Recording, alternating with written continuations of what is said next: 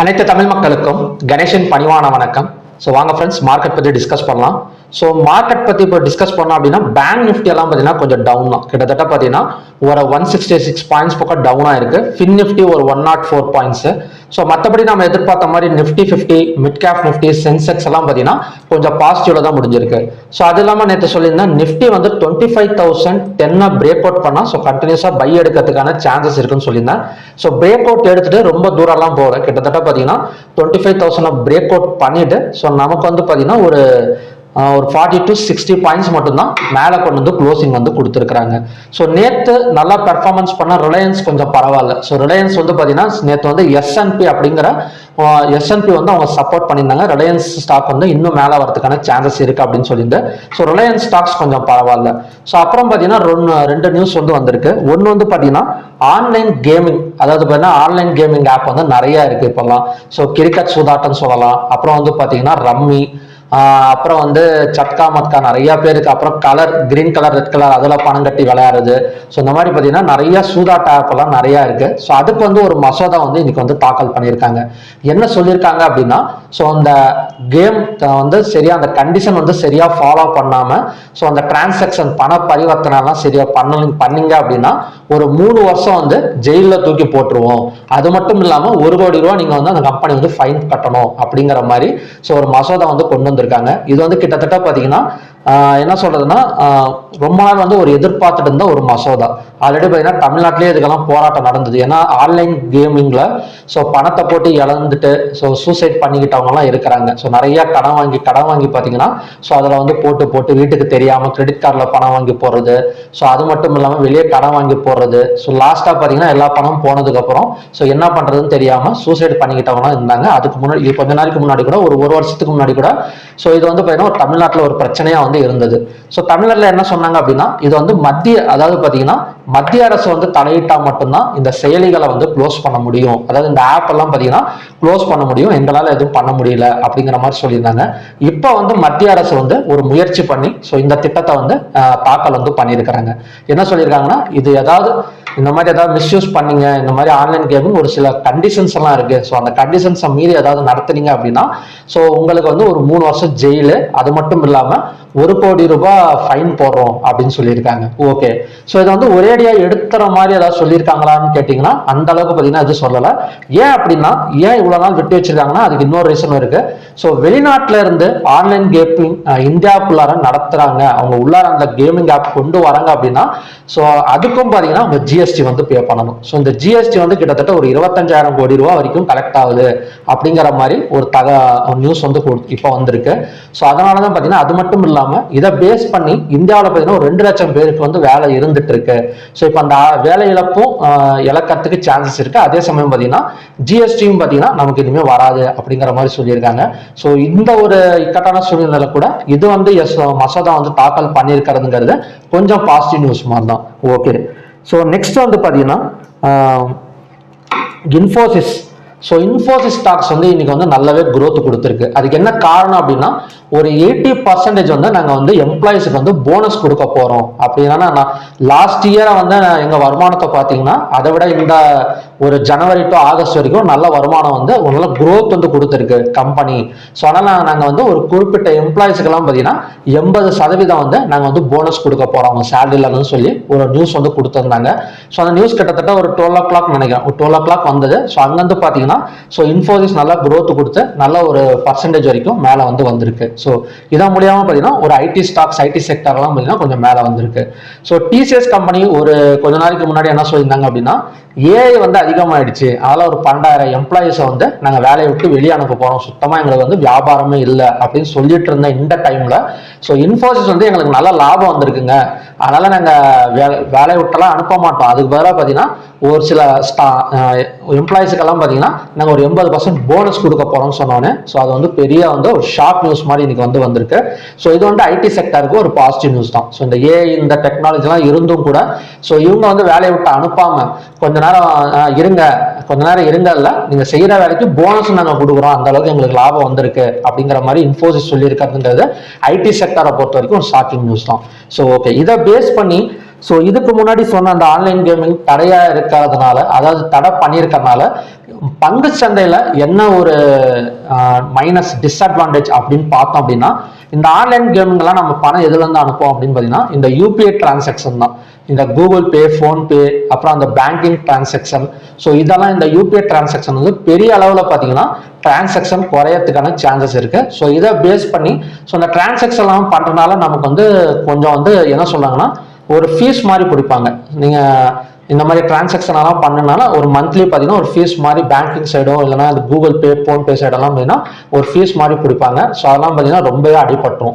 So நிறைய பேர் கேம்லாம் அதெல்லாம் போகாமல் இருக்கிறது தான் நல்லது. ஸோ அதெல்லாம் யாரும் சம்பாதிச்சவங்கிறது யாருமே கிடையாது. ஸோ அதை பேஸ் பண்ணி தான் அவங்களும் இதை வந்து இப்போ வந்து தடை செய்ய போகிறாங்க.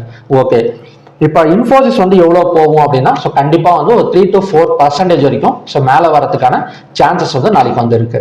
ஸோ ஓகே ஃப்ரெண்ட்ஸ், இதுதான் பார்த்தீங்கன்னா இன்னைக்கான நியூஸ். ஸோ டெக்னிக்கல் வைஸா எப்படி இருக்குன்னு பார்க்கறதுக்கு முன்னாடி ஸோ நம்ம ஓப்பன் இன்ட்ரெஸ்ட் டேட்டாஸை பார்த்துட்டு வந்துடலாம்.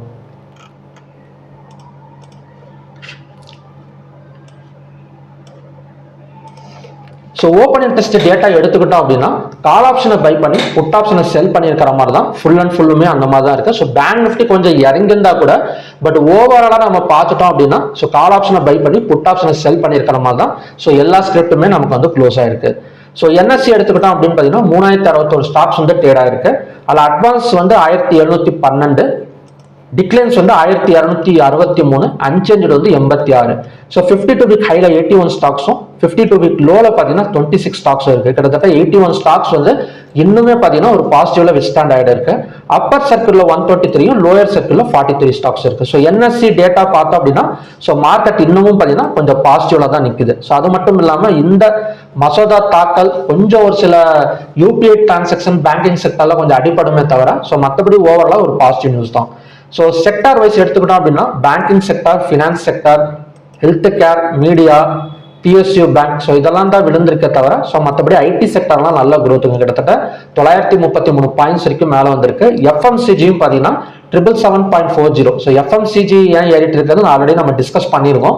ஸோ எஃப்எம்சிஜிங்கிறது ஒரு ஃபுட் அண்ட் மேனுஃபேக்சரிங் அப்படின்னு சொல்லலாம். ஸோ அதனால அந்த ஜிஎஸ்டி எல்லாம் பார்த்தீங்கன்னா ஒரு 5% 0% வரைக்கும் வந்துடும் அப்படின்னு சொன்னாலும் அந்த எஃப்எம்சிஜி செக்டார் ஸ்டாக்ஸ் எல்லாம் பார்த்தீங்கன்னா ஸோ தொடர்ந்துமே இன்னும் கொஞ்சம் growth ஆகிறதுக்கான சான்சஸ் இருக்கு. அது மட்டும் இல்லாமல் தீபாவளி அன்னைக்கு இந்த ஜிஎஸ்டி வந்து அமலுக்கு வர்றப்ப ஸோ இதை சம்பந்தப்பட்ட ஸ்டாக்ஸ் எல்லாம் பார்த்தீங்கன்னா ஒரு நல்ல growth கொடுக்கறதுக்கான சான்சஸ் வந்து இருக்கு. ஓகே, ஸோ செக்டார் வைஸ் பார்த்தாலும் ஸோ நமக்கு பாசிட்டிவ் தான். நெகட்டிவா இருந்தாலுமே கூட ஒரு சில இடத்துலலாம் பார்த்தீங்கன்னா ரொம்ப 1% 2% எல்லாம் விழுகலைங்க. ஜஸ்ட் வந்து பார்த்தீங்கன்னா பேங்க் நிஃப்டி 0.30%, 0.39% மட்டும்தான் ஸோ டவுன் வந்து கொடுத்துருக்கு. ஓகே, ஸோ நெக்ஸ்ட் வந்து ஹைவேட்டேஜ் ஸ்டாக்ஸ். ஸோ ஹைவேட்டேஜ் ஸ்டாக்ஸ் எடுத்துக்கிட்டோம் அப்படின்னா இன்னைக்கு வந்து பேங்கிங் ஸ்டாக்ஸ் தான். ஸோ அதை எதனால டிஸ்கஸ் பண்ணிட்டோம். ஸோ ரிலையன்ஸும் பார்த்தீங்கன்னா இன்னைக்கு பெரிய அளவில் ஃபர்ஸ்ட் ஸ்டார்டிங்ல கொஞ்சம் நல்லா இருந்தது. ஸ்டார்டிங் மார்னிங்லலாம் பார்த்தீங்கன்னா நல்ல ஒரு புஷ்அப் கொடுத்துட்டு மேலே வந்தது. ஸோ அதுக்கப்புறம் பெரிய மூவ்மெண்ட் இல்லாமல் ஒரு -7 பாயிண்ட்ஸ் கிட்ட டவுன் கொடுத்துருக்கு. ஸோ மாருதி அண்ட் எம்என்டம் போன 2 நாள் ஆட்டோ செக்டர் நல்ல ஒரு பர்ஃபார்மன்ஸ் கொடுத்துட்டு இப்போ அந்த அளவுக்கு இல்லை. ஸ்ரீராம் ஃபைனான்ஸ், டிசிஎஸ், இன்ஃபோஸ் எல்லாம் பார்த்தீங்கன்னா நல்ல ஒரு growth 2.73%. டிசிஎஸ், இன்ஃபோஸ் எல்லாம் பார்த்தீங்கன்னா 3%. ஸோ இதெல்லாம் பார்த்தீங்கன்னா நம்ம ஆல்ரெடி இப்போ இன்ஃபோசிஸ் இப்போ சொன்னனால தான் ஐடி செக்டர்லாம் நல்ல growth ஆயிருக்கு. சன் ஃபார்மாவும் பார்த்தீங்கன்னா 6.50%, ஃபார்மா செக்டரும் growth ஆயிருக்கு. ஸோ டாப் ஹைவேட்டேஜ் ஸ்டாக்ஸ் பார்க்குறப்ப ஸோ நெகட்டிவ் அண்ட் பாசிட்டிவ் வந்து மிங்கிளான மாதிரி தான் இருக்கு. ஸோ நம்ம அதை டெக்னிக்கலாக டிஸ்கஸ் பண்ணிக்கலாம். ஸோ இந்த ஹைவேட்டேஜ் செக்டரை வச்சு ஸோ நம்ம வந்து மார்க்கெட்டை வந்து ப்ரிடிக்ஷன் பண்ண முடியாது. ஸோ நம்ம டெக்னிக்கல்ஸில் டிஸ்கஸ் பண்ணிக்கலாம். ஸோ டாப் கெய்னர்ஸ் எது அப்படின்னா இன்ஃபோசிஸ், டிசிஎஸ், நிசில் ஐலாண்ட், ஹிந்துலிவர், என்டிபிசி. ஸோ இதெல்லாம் பார்த்தீங்கன்னா டாப் கெயின் நிஃப்டி 50ல. டாப் லூசர்ஸ் எடுத்துக்கிட்டோம் அப்படின்னா BEL, Shriram finance, Bajaj finance, Tata motors, IndusInd. So இதெல்லாம் பார்த்தீங்கன்னா ஒரு top loser stock. Okay, so Nifty 50 break out ஆயிருக்கு. ஸோ கண்டிப்பாக மேலே வருமானு கேட்டிங்கன்னா மேலே வரதுக்கான சான்சஸ் இருக்கு. ஒரு பெரிய அளவில் ஒரு நெகட்டிவ் நியூஸுங்கிறது அவ்வளோ வந்து எதுவுமே கிடையாது. ஸோ அதனால 25,010 பிரேக் அவுட் பண்ணியிருக்கு. ஸோ கண்டினியூஸாக பார்த்தீங்கன்னா 25,321.75 வரைக்கும் வரதுக்கான சான்சஸ் இருக்கு. ஸோ இது செல் ஆகக்கூடிய எப்போ செல் ஆகும் அப்படின்னா இந்த 25,010க்கு கீழே ஓப்பன் ஆனா வேணா தொடர்ந்து ஒரு 5 மினிட்ஸ் கேண்டில் அடுத்தடுத்து கீழே க்ளோஸ் ஆனா வேணா ஸோ செல்லிங் வந்து சான்சஸ் இருக்கே தவிர ஸோ இப்போதைக்கு வந்து நிஃப்டி அண்ட் சென்செக்ஸ் ரெண்டுமே வந்து ஒரு நல்ல பாசிட்டிவ்ல தான் இருக்கு. அதை பேஸ் பண்ணி நான் ஸ்டாக்ஸும் பார்த்தீங்கன்னா பெரிய லெவலெல்லாம் எதுவுமே விழுகல. ஸோ ஓரளவு பார்த்தீங்கன்னா பாசிட்டிவ்ல தான் இருக்கு. ஸோ நெக்ஸ்ட் வந்து bank Nifty. So bank Nifty மட்டும்தான் இந்த இடம். ஸோ கேப் ஃபில்லிங் நடந்தால், அதாவது க்ளோஸுக்கு கீழே ஓப்பன் ஆனால் மட்டும் ஸோ நம்ம வந்து செல்லிங் வந்து ட்ரை பண்ணலாம். சப்போஸ் க்ளோஸுக்கு மேலே ஓப்பன் ஆச்சுன்னா ஸோ கண்டினியூஸாக பையிங் எடுக்கிறதுக்கு தான் சான்சஸ் இருக்கு. ஸோ பேங்க் நிஃப்டியும் பார்த்தீங்கன்னா ஸ்டார்டிங்கில் கொஞ்சம் இறங்கி அதுக்கப்புறம் மேலே வந்து ஒரு ஹேமர் கேண்டல் மாதிரி தான் ஃபார்ம் ஆயிருக்க தவிர ஸோ கொஞ்சம் கீழே இறங்கிறதுக்கான ஒரு சைனுங்கிறது எதுவுமே வந்து பேங்க் நிஃப்டியில் வந்து கிடையாது. ஸோ க்ளோஸுக்கு மேலே ஓப்பன் ஆனால் ஸோ கண்டினியூஸாக இன்னொரு 200 to 300 பாயிண்ட்ஸ் பக்கம் ஒரு அப்சைடு போகிறதுக்கான சான்சஸ் வந்து பேங்க் நிஃப்டியில் வந்து இருக்கு. Bank Nifty and bankex. So next வந்து fin Nifty. So fin Nifty ஒரு ஹேமர் கேண்டல் தாங்க. ஆக்சுவலி பார்த்தீங்கன்னா இந்த இடம் வரைக்கும் வந்துட்டு கேப் ஃபில்லிங் நடக்கணும். ஸோ ஃபின் நிஃப்டியோட அடுத்த ஸ்ட்ராங் சப்போர்ட் ஜோன் மட்டும் நோட் பண்ணிக்கோங்க. ஸோ இந்த சப்போர்ட் வந்தால் மட்டும் இங்கேருந்து கண்டிப்பாக ஒரு 200 பாயிண்ட்ஸ் பக்கம் இந்த அகைன் வந்து ரெக்கவரி எடுக்கிறதுக்கு சான்சஸ் இருக்கு. ஸோ ஃபின் நிஃப்டியோட சப்போர்ட் ஜோன் வந்து 26,391. ஸோ அந்த இடம் வந்தால் பை எடுக்கிறதுக்கான சான்சஸ் வந்து இருக்கு. ஸோ நெக்ஸ்ட் வந்து mid cap Nifty. So mid cap Nifty நான் நேற்றே சொல்லியிருந்தேன். So mid cap Nifty stocks எல்லாம் நல்ல பர்ஃபார்மன்ஸ் கொடுத்துருக்கு. எப்போ வேணா இங்கேருந்து பார்த்தீங்கன்னா ஒரு 100 பாயிண்ட்ஸ் ரெக்கவரி ஆகிடும்னு சொல்லியிருக்கேன். ஸோ இந்த இடத்துல நம்ம சப்போர்ட் ஜோன் ட்ரா பண்ணிடுவோம். அதை இப்போ டிலீட் பண்ணிடலாம் நம்ம இந்த இடம். ஸோ இங்கேருந்து அகைன் வந்து இன்னுமே பார்த்தீங்கன்னா ஸோ தொடர்ந்து எப்போ வேணால் இந்த 13,375 வரைக்கும் வரதுக்கான சான்சஸ் வந்து மிட் கேப் நிஃப்டியில் வந்து இருக்கு. ஏன்னா தொடர்ந்து பாசிட்டிவ்லையும் இருக்கு. அது மட்டும் இல்லாமல் ஹை வெயிட்டேஜ் ஸ்டாக்ஸ், அதாவது 52 வீக் ஹையை வந்து கிட்டத்தட்ட 81 ஸ்டாக்ஸ் வந்து கம்ப்ளீட் ஆயிருக்கு. ஸோ 81 ஸ்டாக்ஸ் வந்து based on mid cap stocks தான். ஸோ அதனால mid cap stocks mid cap நிஃப்டியை பொறுத்த வரைக்கும் ஸோ கண்டினியூஸாக இன்னொரு 300 பாயிண்ட்ஸ் பக்கம் ஒரு அப்சைட் ஒரு ஸ்விங் ட்ரேடிங்ல வந்து நம்ம வந்து எக்ஸ்பெக்ட் பண்ணலாம். ஸோ ஓகே ஃப்ரெண்ட்ஸ், இதுதான் பார்த்தீங்கன்னா நாளைக்கான கண்டிஷன்ஸ். ஸோ நாளைக்கு வந்து நிஃப்டி எக்ஸ்பைரி. ஸோ எக்ஸ்பைரி எப்படி இருக்கும் அப்படிங்கிறத ஒரு பார்த்துடலாம். ஸோ ஹையை பிரேக் அவுட் பண்ணால் நான் ஆல்ரெடி சொன்ன மாதிரி தான் க்ளோஸுக்கு மேலே ஓப்பன் ஆனால் ஸோ கண்டினியூஸாக புல்லிஷ் கொடுக்கறதுக்கு தான் சான்சஸ் வந்து இருக்கு. ஸோ இந்த 25,010க்கு கீழே ஓப்பன் ஆகி ஒரு 2 5 மினிட்ஸ் கேண்டில் கீழே க்ளோஸ் வச்சா மட்டும்தான் ஸோ கண்டினியூஸ் செல் கண்டினியூ ஆகுமே தவிர ஸோ மற்றபடி பார்த்தீங்கன்னா ஒரு புல் சைட் பர்ஃபார்மன்ஸ் கொடுக்கறதுக்கு தான் சான்சஸ் வந்து நிஃப்டி 50ல வந்து இருக்கு. ஸோ நெக்ஸ்ட் வந்து crude oil. So crude oil recovery எடுத்துட்டு இருக்கு. பட் இது வந்து பார்த்தீங்கன்னா ஒரு டெம்பரவரி ரெக்கவரி தான். ஏன்னா காலையில பிரேக் அவுட் வச்சா ஸோ செல்லிங்னு சொல்லியிருந்தேன். இந்த இடத்துல பிரேக் அவுட் வச்சு கூட ரெக்கவரி ஆகிட்டு இருக்கு. இப்போதைக்கான ரெசிஸ்டன்ஸ் வந்து 5,486. இந்த 5,486 வந்தா ஸோ ஆல்ரெடி பார்த்தீங்கன்னா இந்த இடத்துல இருந்து 5,486லேருந்து ஒரு 60 பாயிண்ட்ஸ் பக்கம் டவுன் ஆயிருக்கு. ஸோ இந்த 5,486 வந்தா ஸோ அகைன் வந்து இந்த 5,424 வரைக்கும் இல்லைனா இந்த லோ வரைக்கும் வரதுக்கான சான்சஸ் இருக்கு. ஸோ இப்போ ஈவினிங்கான ரெசிஸ்டன்ஸ் ஜோன் வந்து 5,486. ஸோ மேபி இது வந்து ஆகஸ்ட் ஃபியூச்சர் சார்ட்டாக கூட இருக்கலாம். பட் இது வந்து நான் ரெசிஸ்டன்ஸ் எடுத்திருக்கேன். கொஞ்சம் முன்ன பின்ன தான் வரும். ஆகஸ்ட்டுக்கும் செப்டம்பருக்கும். ஸோ 5,486 வந்தா ஸோ இங்கேருந்து பார்த்தீங்கன்னா ஒரு 60 பாயிண்ட்ஸ் to 70 பாயிண்ட்ஸ் பக்கம் டவுன் எடுக்கிறதுக்கான சான்சஸ் வந்து க்ரூட் ஆயிலில் வந்து இருக்கு. ஸோ அந்த நடுவில்லாம் பை ட்ரை பண்ணலாமா அப்படின்னு கேட்டிங்கன்னா ரிஸ்க் தான். ஸோ 5,486 தான் பார்த்தீங்கன்னா ஸோ நமக்கான ஸ்ட்ராங் ரெசிஸ்டன்ஸ் ஜோன் க்ரூட் ஆயிலை பொறுத்த வரைக்கும். ஸோ நெக்ஸ்ட் வந்து natural gas. So natural gas 242 break out பண்ணலைங்க.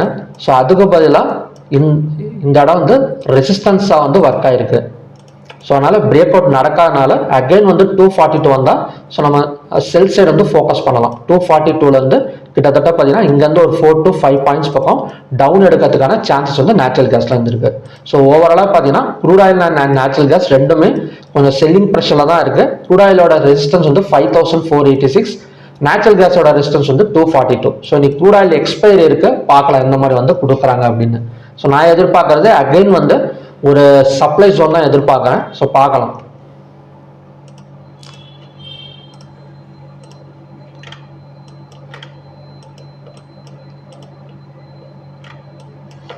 ஸோ ஓகே ஃப்ரெண்ட்ஸ், இதான் பார்த்தீங்கன்னா நாளைக்கான கண்டிஷன்ஸ். ஸோ மறுபடியுமே பார்த்தீங்கன்னா நல்ல ப்ரிடிக்ஷன் வீடியோட நான் உங்களை மீட் பண்ணுறேன்.